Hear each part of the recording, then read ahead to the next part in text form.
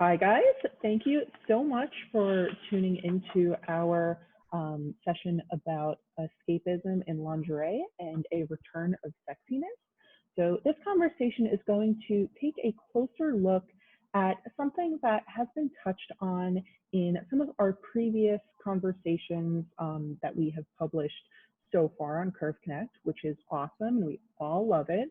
It's going great. But it seems that we are transitioning into a period that will see a resurgence and possibly a redefinition of sexy lingerie and what it means to be sexy in and after a period of COVID.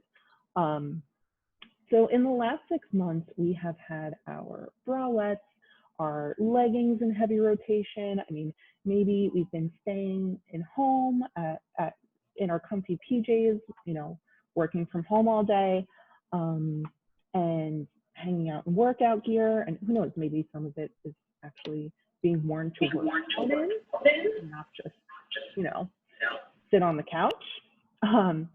So we certainly won't say that this transition is going to be the death of loungewear and that never again will we wear a bralette or, comfy pajama sets. Like, no, that's definitely not what we're saying. All of my friends who, design great loungewear, please don't be mad at me. It's just that after a while, it seems that the novelty of all comfy all the time is really starting to wear off. And we are now looking to shake off the dust and go for something that's a little more glamorous and a little more edgy. And this is where all of you come in. So each of our guests today has a really interesting point of view and a unique position within the industry. So, you all can have a different opinion on this conversation and, see things in your own different way. So first off, we have Igor Kosemsky, and as we kind of mentioned before we got started here officially, you have quite a bit of experiences and have lived a million different lives, haven't you? So your first foray into this little world was working with Coco de Mer, again, and that was after we mentioned science and banking and all of that. You've designed swim and lingerie and lounge for a number of lines, in addition to Yes Master and Noblesse Oblige, which have been your, primary focuses of late. And Noblesse Oblige can be found right now, as we speak, this very moment, on Curve Connect, by the way. No big deal. So you have worked in manufacturing as well. You're all over the place, and I mean that in the absolute best way possible. So you can offer kind of a lot of different points of view. And we also have Linda Sadman here. Hi, Linda, how are you doing? So you started out as a buyer in intimate apparel and hosiery, right? Yes, so yeah. Yes, I was a buyer for department stores.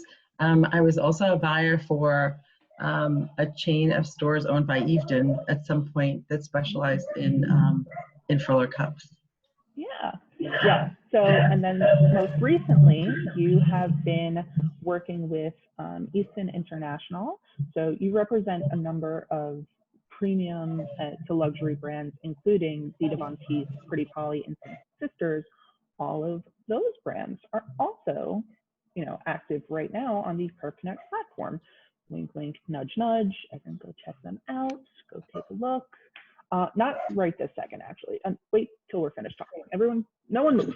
Everyone stay still. So then finally we have Suzanne. So Suzanne Alvarado has had Sugar Cookies since 2008. You have curated a great space there that is all at once. It's like, for anyone that hasn't been, it's a typical cool New York City boutique with the exposed brick and the carefully curated lines. But at the same time, you walk down those few stairs off of 20th Street and you're stepping in, you're hanging out on the back patio with Cody, the official Sugar Cookies mascot. And it feels like you are hiding out a million miles away from the crazy chaos of New York City. I mean, it's chaos that we love, but it's chaos nonetheless. So I want to actually start with you, Suzanne, because a visit to Sugar Cookies is an event. It's something special. It is being right next to Kleinfeld's. You get a lot of traffic from, bridal purchases. So that is, that's not just a basic piece. That is something that someone is coming for, a special treat. So to give us a little bit of background, tell us about how your demand from the clients changed once those things like weddings and other special occasions were being put on hold, and we were spending more time at home, and what that initial change was like in the styles that they were looking for. Absolutely. And just to thank you everyone for letting me speak on this webinar, which I feel that my store and the buying patterns and what the customers' needs have shifted so many times since the beginning of COVID. For example, in March, right prior to the mandatory lockdown, it was like a typical couple of days. We were extremely busy. We had our customers, male and female, coming in saying, you know what, if I'm going to be hibernating for a few weeks, they thought, I'm going to make sure to come in and have the sexiest lingerie possible. Okay, so after a month, reality set into everyone and all of the quarantining and staying at home. And what we found is that our customers were really seeking comfort. They were seeking security. So our customers that would normally buy something lacy and demi, or would want a garter belt or a teddy, were now requesting for comfy bralettes, no wire bralettes. We're seeking comfy pajamas, and that was a category we had a little bit of, but we never really invested in before because it just wasn't, it wasn't a demand for our store. As you had mentioned, we're just a few doors down from Kleinfeld's, and also across the street, we have 4 gyms. So people are very active in this neighborhood, and people are coming in seeking for celebration, whether it is a birthday, a wedding, or just celebrating themselves.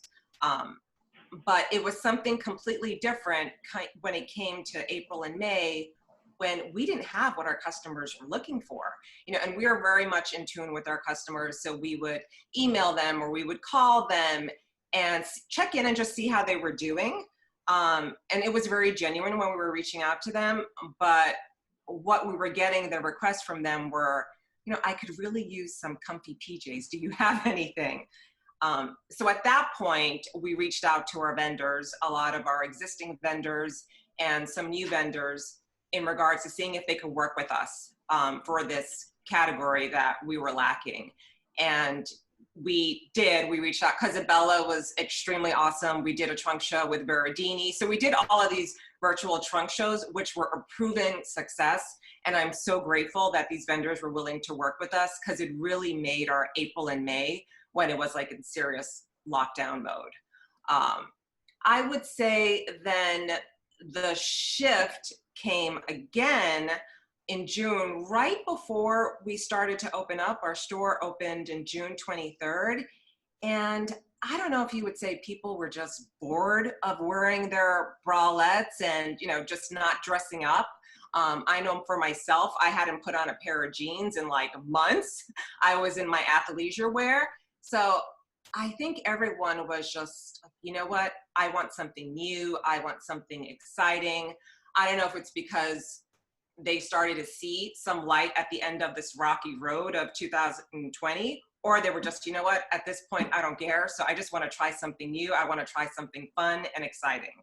And that's when, everything kind of, again, shifted to people being more open to trying something new, fun, and exciting, to splurging on something which, they normally hadn't before in the past. We saw in our online sales that partners, husbands were reaching out or boyfriends were reaching out and purchasing really sexy, intimate things for their significant other. We also found that during this time of quarantining, a lot of people were FaceTiming their significant partner. You know what? And they needed something a little bit more special and more spicy than that seamless bralette or comfy PJs. So that's where we came in. We opened June 23rd, and fingers crossed, it's been back to like the old sugar cookies, what customers are needing. Customers come in, and a lot of people have either gained the quarantine 15 or lost the quarantine 15. So they'll still come in and they want to get fitted, remeasured for their everyday basics. But our business is clearly now being driven by something special, something luxurious. Boudoir shoots are back on, weddings are back on. And we've also found that the need for something special and something sexy and luxurious, is ageless. We have customers in their 20s up to customers in their 60s that are coming in and wanting something special. And also people who have never worn something special before coming in for this luxury treat and indulgence. Yeah, definitely. And I mean, this is just a public statement to anyone who has lost the quarantine 15, keep it to yourself. Don't talk like that. Yeah. And I mean, the other thing I would say is, like, perfect example, this Saturday I worked on the floor and I was exhausted. I mean, it felt like a typical, Saturday BC before COVID. It was nonstop, and everyone, as I said, was coming in either for their wedding trousseau on a smaller scale, because weddings are back on celebratory. It's just a little bit, not the same as it would have been. The boudoir shoots. And I had a customer, perfect example, who, typically would buy very basic everyday bras at Soma. And, she came in. I asked her if she feels that she might have shifted weight since COVID. And she said, yeah, typical. When I went to Soma, they measured me at a 38 double D. That's okay. Well, why don't we remeasure you first? I told her a little bit about the brands and the assortment that we carry. And she indeed was a 36F. And I gave this lady Obad, Empreinte, Lee Charmel. I mean, things that she had never tried before. She got a basic bra, but she put on that Empreinte bra. So Paulo, wherever you are. And she was like, this is the most gorgeous thing. And she's like, I've never spent so much on a bra, but I feel special. And I said, if you feel special, it's regardless of how much it costs, because you're going to wear it. And when you're going to wear it with confidence and smile. And that's all that matters. And she said, plus I have a French boyfriend. And I'm like, oh, then he's going to love it. Yeah, that's very much the Empreinte feeling, isn't it? The whole, that's the experience. Yeah, and don't underestimate or don't assume how much a customer is willing to purchase, especially now, more so than ever, because people want to indulge. Yeah. So Linda, are you hearing a similar story from the shops that you work with? I mean, I know we've kind of covered a lot there, but are we seeing more indulging? Are we seeing more, wanting to wear something a little fancier? What are you seeing, and what are you hearing in your neck of the woods? So I think that, all of us, especially the independent retailers, kind of mimic that same timeline that Suzanne described. I think that overall, it's we're all closer to home, and we're all spending a lot more time indoors. And I think that it's about meeting you where you are. And the sensual lingerie kind of helps you define your day in a really empowering way. So I know you and I have talked about that, right? So most of us are working harder than ever, even though we're home. And if you're home and it's just this one nonstop pattern, how do you differentiate? How do you spruce it up? How do you liven it up? How do you make yourself feel special, feel confident? And it's great to feel comfortable. But then there are different moods for all of us and different sentiments and different feelings. And, you know, we're seeing a lot more of these casual backyard weddings, right? But there's still, you still would want something that would make you feel like a bride and would make you feel special on this day. So as a sales agency, we're very lucky to have a lot of brands that are women-owned, women-designed, that really embrace different moods. So it could be very bold, like Blue Bella, very influencer type of brands. It could be Dita Von Teese, who's very sensual. And you and I had spoken about how Dita very confidently speaks about how there are these occasions like Valentine's Day, where most Valentine's Day she's a single woman and it doesn't make a difference. So that's what's great about intimate apparel. It really meets you where you are at. And as an industry, it's a very inclusive industry. And I think that during this time of shutdown, we also saw a really big demand from consumers in terms of inclusivity. And I think out of all the fashion, you know, sort of industries, intimate apparel does such an amazing job of really meeting people. I mean, I don't think that I know of a single intimate apparel store that doesn't carry at the very least 70 bra sizes. And some of them carry 200. That has nothing to do with, you know, this particular moment, but are we ready for it? Yes, we are. So I think that women really are really embracing all parts of themselves. And I think that intimate apparel is just such an incredible industry to be in because of that. So I think we were able to meet them, you know, in the sexy moments of their lives and in the comfortable moments of their lives. And this particular moment where people are looking to be empowered, there is so much that intimate apparel can offer. Yeah, yeah, it's a good place to work, right? We like our jobs. Isn't that crazy? I'm kidding, Raphael. Please don't fire me. I love you. So yeah, it's, you know, crazy to see kind of how much things could have changed just over a few months of all we were doing was really sitting on the couches. But, you know, like you said, we're working hard. We're kind of experiencing a lot. We have to break up our days. Things like weddings are still happening. They do look a little different right now. Yeah, so it's been an interesting few months that we've done on the inside. No, I was just thinking about how, you know, Andrea Gaines, who's a brand manager for Obad and for Blue Bella, you know, she started having these Zoom 5 o'clock cocktail hours with friends. So I think that people were looking for ways to connect and for ways to do things. And so, you know, certainly you dress up for it, and certainly you're shaking a few cocktails for that. And you didn't necessarily leave your home. So I think that, you know, sort of to Suzanne's point of how people kind of fluctuated with wanting to be comfortable, wanting to be sexy, you know, you have to sort of create that from within and create that on your own. And I think so this is a really fascinating time also. Yeah, definitely. So speaking of creating, Igor, you were a little busy, weren't you, this spring? What were you up to these last few months? I know this is going to be a good one. First of all, I'm very happy to hear that we're aligned on 3 things across the pond, and that we want to kill anyone that's lost weight during lockdown, number 1. Number 2, we all have Zoom cocktail hours here. We love those. And number 3, we are absolutely used to seeing people being put in back sizes that are far too large. So Ampran and Obad absolutely love. So that's very exciting. So what I was up to during lockdown was very interesting. I was actually in America. So lockdown caught me in LA. So I did a lot of work out of LA, also out of New York. So I do some kind of very grown-up corporate stuff, you know, when it comes to designing. So I've worked with numerous LA-based big retailers, and then, you know, some kind of even household American names that shall remain unnamed.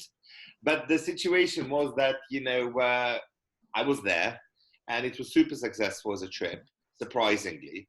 And my business partner, Alex, and I were probably the last people to be seen by the likes of ModCloth, you know, before lockdown. We were their last meetings. So that was very, very interesting. So after that, we ended up having this kind of insanely large Airbnb for 2 people in Orange County. And lockdown happened, and we're like, hell, what are we going to do, you know? I'm abroad. She's a New Yorker stuck in LA. So we ended up, you know, doing what anyone else would probably do: eat way too much ice cream, go to Starbucks in our dressing gowns, order Starbucks in silly voices, mock the fact that I'm called Igor by watching vampire movies, you know.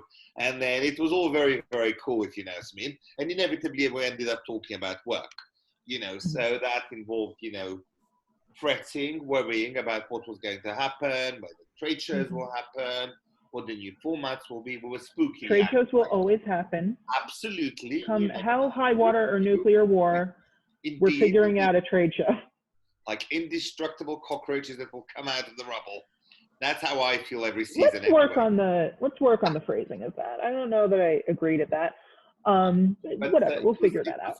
It was crazy. So essentially, you know, out of these kind of conversations and probably, you know, very deep worry really, and all these insecurities about the future coming to the surface, bubbling to the surface, you know, we ended up kind of talking about work, and I started sketching. And I started sketching, and I started thinking, you know, about, you know, well, this kind of process obviously provided comfort. And, you know, it all started by me looking at the new fabric collection of Liberty of London. I absolutely love Liberty cotton. Obviously, it's quintessential. As somebody who spent so many years in London, you know, I love Liberty. So it all started there. They had a beautiful print that was inspired by the Californian desert. And then they had another one that was inspired by the Italian kind of coastline, very kind of Capri, Amalfi-Positano. It was very, very cute. So it made me think about travel. And obviously it was quite bizarre because I was already traveling. I was somewhere else. I wasn't home. It was an insane situation getting on the last BA flight that could take me to the UK, then back to Bulgaria where I was then staying. And this process kind of continued. Started drawing, and then, you know, I made this kind of impromptu decision, because big decisions are made during times like this. And the boyfriend, myself, and the 3 cats that are now 5 decamped to Macedonia. I have an apartment there, so it made perfect sense. I changed factory partners. Hello, Katerini, my new partners. They're really, really cool. I've got the best kind of factory partners ever. So I ended up kind of moving here and dragging so much memorabilia with me from all the travel, because obviously, you know, having been a designer, a buyer, whatever, you know, I live on a plane. So I brought back paper cut cards from Miami, you know, from the swim show of Frida, cups from Paris, porcelain from Paris, Rick's Islandware shirts from Hawaii, the most silly and wonderful things, if you know what I mean, that came with me, including my Golden Girl fridge magnets. So of course, there we go. You know, I'm blanched, by the way, obviously, but I think that's quite obvious. Yeah.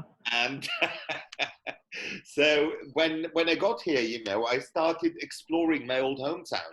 I haven't lived here for 30 odd years, so I was a complete stranger here. So that was very, very exciting. So a mixture of all these travel things that were with me, and all this kind of revisiting old haunts, if you like, you know, made me kind of put together a collection that was really inspired by exactly this, you know, what is the impact of travel memories, and, you know, can you actually have fun where you are, you know, so a sort of a staycation. So I ended up shooting the collection in the zoo in my hometown, you know, where I used to go as a child. So that was quite an obscure, bizarre experience. And I also went to the abandoned swimming pool where I used to go as a child. That's now kind of brutalist concrete, which is very typical of former Yugoslavia, and obviously very kind of coveted now somehow from a design perspective after the MoMA retrospective of Yugoslav design, which was really huge and very influential in kind of couture last year. So yeah, I ended up designing this crazy collection that amalgamated all these things, that brought in comfort from lockdown, whilst remaining cool and cute and fun and sexy, but also harking back to the nostalgia of travel. So to me, you know, when we talk about kind of redefining this, you know, kind of sexiness, or generally the product, that, well, where my head is at the moment, is that definitely, even though comfort is at the forefront of what we do nowadays, you know, we do obviously need to look good. we work from home. We have to look human on Zoom meetings and things like that, you know. Mm-hmm. So we've all had to upgrade our kind of domestic wardrobe. But I think the key is that we need to have, you know, and excuse the pompous word, omni-utilitarian pieces that remain super feminine, very comfortable and fashion forward, whilst being wearable, which is the key to me. Because even though I'm not that young, but I'm still a young designer, if you know what I mean, it's very easy to create silly showpieces that Lady Gaga would wear on stage.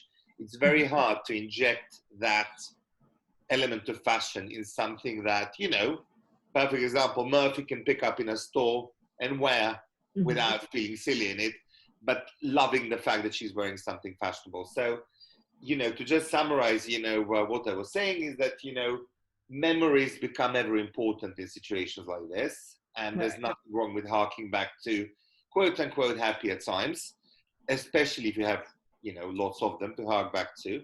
And I think that definitely product hybridization, to my mind, is really something that's increasingly happening, because the end use of the product is somehow changing. So I guess we're redefining sexy whilst, you know, remaining sexy. Yeah, and it is. It's very interesting to see the way, you know, that the circumstances have influenced your thoughts. Like we said, you know, it's all about kind of looking for an escape right now, because many of us can't travel, or again, you mentioned that you just made that last flight, or, you know, we have kind of touched on the fact that, you know, weddings are happening, but they're different, and trips and vacations. Occasion dressing in general, it's all changing, isn't it? Yeah, but we still want the same comforts. I mean, there's still the same things happening. So just to build on the idea of escaping, so what does it mean for each of you to escape? I mean, Igor, you've touched on, you know, using memories, so kind of reverting back to what we have had in the past. Linda, Suzanne, where do you guys fall on that? Who wants to start up?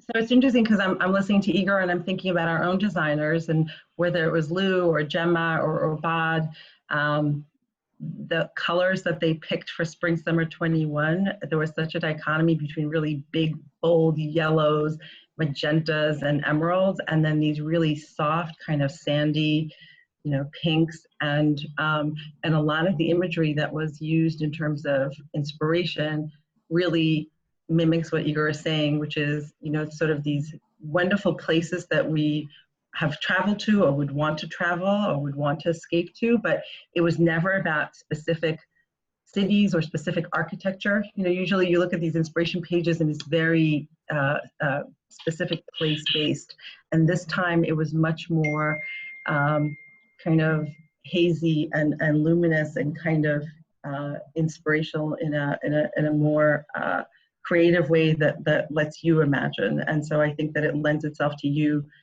kind of being triggered and kind of having your memories be activated. So that was really amazing. So listening to Igor kind of really reminded me of all of that, of the way our designers were inspired for Spring Summer 21. Yeah, you mentioned the haziness. It kind of feels like anywhere but here on some of these days, you know, where it's not one specific location. So it is a really interesting, you know, element to look at here. Suzanne, anything to add, anything to build on? No, and I would say also just to go back to Igor's point of view, thinking about those wonderful, whether it be childhood memories or whether it be, you know, a great memory of last year. Like for us, we can't wait for the Paris shows to go back on, because we always have an amazing time when we're in Paris. So reflecting on the past memories and making plans for, you know, the next, when we can travel, you know, when we can celebrate. My guilty pleasure is, you know, being in New York City. My escapism when it's not lingerie is just walking along the Hudson River or just walking along Manhattan, of course, masked. But obviously wear your mask. Obviously. Still wear your masks, everyone. It's not over. Seeing what's come alive, you know, slowly but surely opening, giving a sense of hope, and celebrating, you know, even celebrating the smallest wins, because come on, we've had a tough year. It's been heavy. So let's celebrate the littlest things, let's celebrate that customer, who's never worn a lacy bra and wears a lacy bra and it brings a smile to her face. Maybe this will be the continuing of something else new, or maybe she could wear it now and then invest in coming in again when she finally is able to do that trip, wherever it shall be.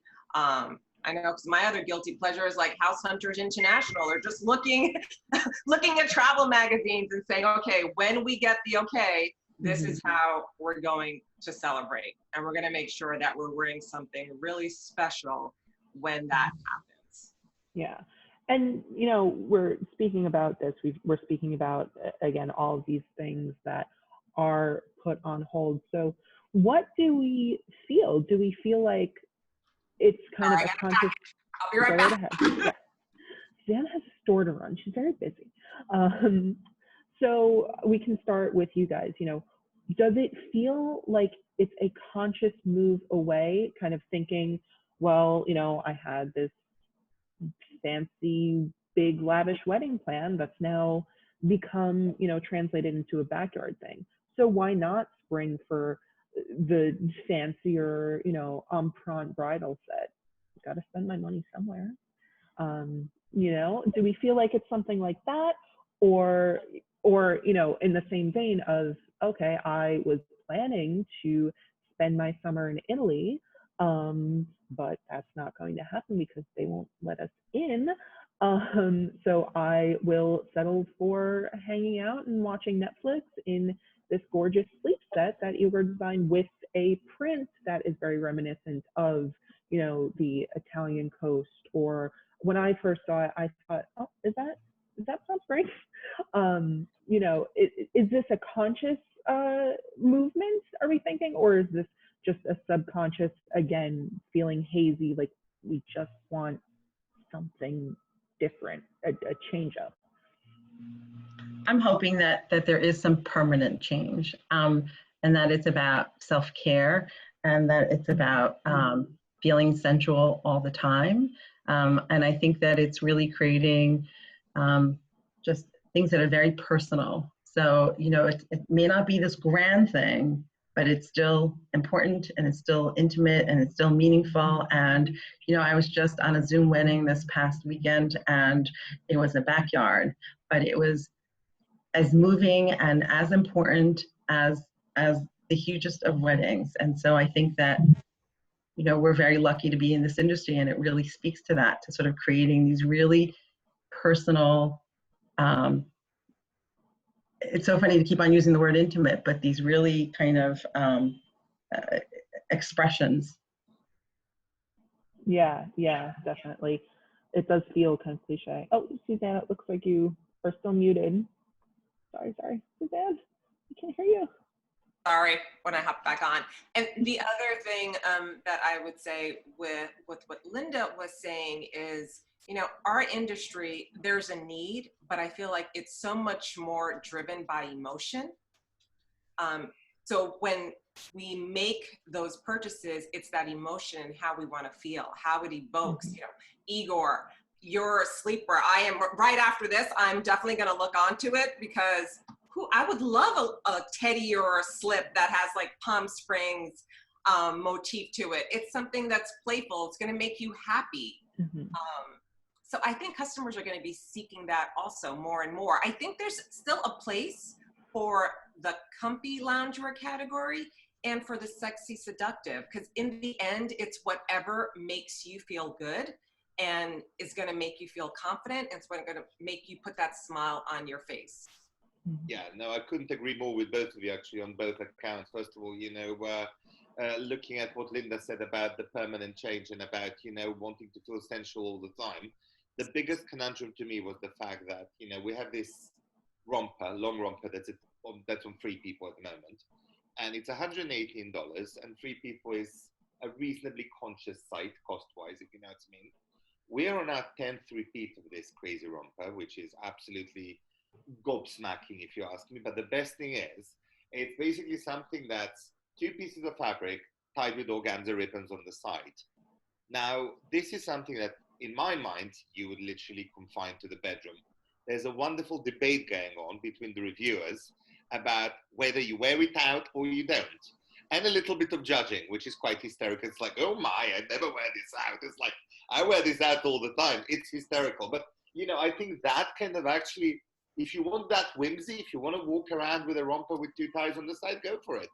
That's that permanent change we're evoking. And also, you know, yes, you know, you're absolutely right, Susanna. Our industry is very much emotionally driven, and we do derive, you know, comfort in times like this. Whether your thing is foxes and raccoons or pajamas or hardcore porn underwear, literally, it's all there. Because you know what? During times of crisis globally, historically, anything from the Second World War or to, you know, awful times like September the 11th or deep recessions, you know, back in the day, sales of nylon stockings or very sexy underwear or erotica have really soared in times like this. So I think whatever your outlet might be, you know, something, you know, whips and chains or a pint of ice cream, you know, I think our industry is at the forefront of it. And I really love that, the fact that we're there for people now, you know? Yeah, and that really brings up kind of an interesting thought. You know, as I was first thinking about this, and I think we even discussed it last week or a week before. My sense of time is all screwed up, but whatever. Igor, you and I were discussing that, okay, so there's going to be a resurgence of sexy. Like we can kind of feel it in the air. Mm-hmm. What does that even mean? What is sexy? You know, like what definition are we going with? I feel like that's kind of important for any healthy debate. We have to define our terms.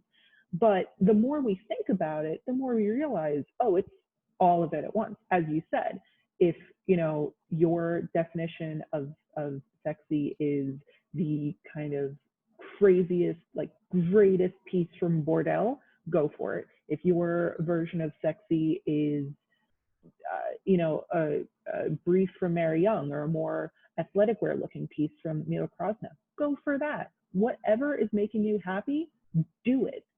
Just jump right into it. And, you know, Suzanne, we mentioned it too. I think we were speaking more in terms of kind of going for, as you mentioned, that little story about the woman who got an imprint bra for the first time. We mentioned it more in terms of, you know, spend the money on a piece like that, even if you wouldn't normally, because the world is ending. Smoke them if you got them. You know, it sometimes feels like that's where we are at in our mindset.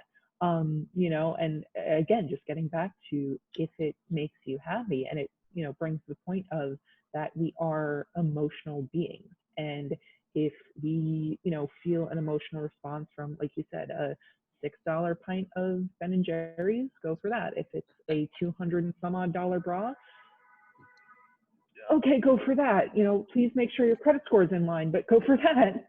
And maybe wear that $200 bra while you're eating that pint of ice cream. 100% optimal. A match. Yes, yes, absolutely. I think that listening to all the things you described, the one word that sticks out is confidence. And I think that that's the sexiest thing. And so, you know, when Suzanne sees someone in a great fitting bra, I think that she probably thinks that that's sexy. And it could be a t-shirt bra. But, you know, when we put people in things that make them feel beautiful and make them feel empowered and confident, there's nothing sexier. Exactly. Yeah. And, you know, I think that, kind of maybe that is where we wrap up and kind of have our last thoughts. I mean, you guys know I could talk to each of you for hours on end. But again, as we mentioned, Suzanne's store to run. We can't steal her all day. Sorry? What's changing? I have a quick point to make. What I've noticed, actually, a very interesting parallel between the 90s and now. You know, we had the 80s that was super visibly sexual, if you know what I mean. Big hair, big shoulder pads, you know, and then the early 90s with, you know, push-up bras and Monte bra and Ever Herzigova causing car crashes and things like that with her campaign. And then we moved into a more clean, minimal kind of aesthetic. This is kind of what's happening now, with the difference being that in the 90s, we had Kate Moss and the heroin chic. So the woman that was coveted by the fashion mags was literally like a boy's figure. Now she has boobs and definitely a booty. We didn't have booties in the 90s, they didn't exist. And, you know, the fabrics that people used in the 90s were definitely very synthetic focused. So actually, I remember loving, you know, Helmut Lang and Prada and spending whole paychecks on it, you know, and not being able to, you know, kind of, well, they were very difficult to care for. And actually, no one told you that they were very, very bad for the environment, you know. So, and also, you know, if you weren't in that mold, you weren't accepted. So I think, you know, to also go back to what kind of Linda said, you know, confidence is absolutely the new sexy, but also the new sexy is more inclusive. So actually the body positivity that's so prevalent is so important, and it's taught us to accept ourselves better. And also a lot of the fabrics that are now entering into this kind of minimal, more kind of edgy look are sustainable and eco. And actually sexiness has now been officially also given a brain. So I think that's, you know, the new amalgamation that I'm hoping will emerge from this situation. Sexiness with a slight purpose. Yes. I like it. that. Thank you. You know, it's like a timeline has been expedited, because I think that we've been talking about being eco-friendly for a while, and then not knowing how to convey that to the consumer in a way that makes sense and is very concise and clear. I think that the timeline's been expedited. So I know that from our brands, for example, we have a whole line of biodegradable panties and bra tops, and most of our European partners, whether it's Obad, Lou, Gemma, they all are non-toxic in their production. So, and that's been going on for a long time. And now, you know, the importance of communicating that to consumers, because the consumer is asking for it, is really at the forefront of the messaging as well. Mm-hmm. Okay, so in conclusion, again, we're super excited to see this move. You know, it's something that we all have in common. We all can express in maybe a new, in some ways new, in some ways old avenue.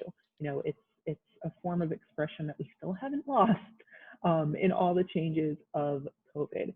So again, I know we have to kind of wrap it up, but if we don't have any other last thoughts, I kind of don't want to spoil a good moment. I feel like we hit such a good note.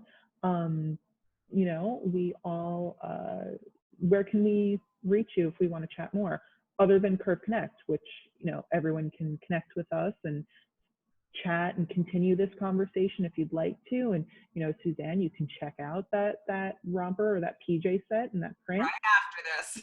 yeah.